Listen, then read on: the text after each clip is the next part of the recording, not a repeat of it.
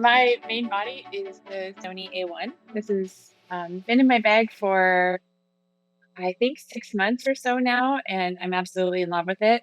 It's got all the features and functions that my previous Sony bodies have had, things that we'll talk about a little bit later, like bright monitoring and um, some of the ways that I set up my cameras for night photography. I do use this one for night photography, but it's not.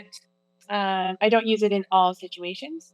I have a second body that I use for night photography, and that's my Sony A7S III.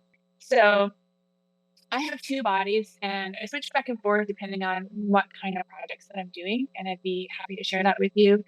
If you have any questions about specifically when I use which camera.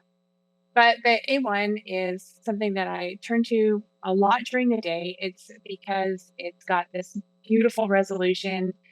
Um, I was in the Yukon recently and I took some photos, and of course, the first person I guess to see them is my mom. And she was looking at sort of the bottom half of one of my photos, and she said, "You should have just taken a picture of just that. I would love to have just that on my wall."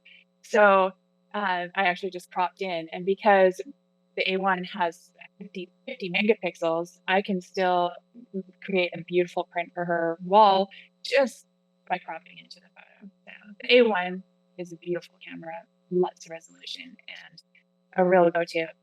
The Sony A7S III is only a 12 megapixel camera, but that makes it just an absolute monster for low light photography.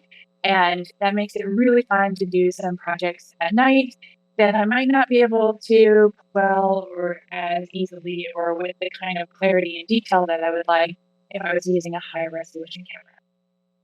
So those are my two cameras.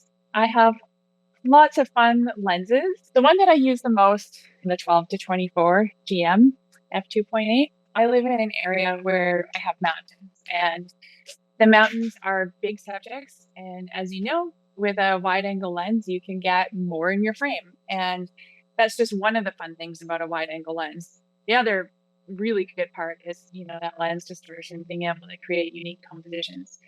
But because I live in a part of the world where, you know, the mountains are very imposing and they take up a lot of space, I still need more real estate in my photos so that I can get the stars in at the same time. So I do lean towards this super wide lens a lot for my night photography.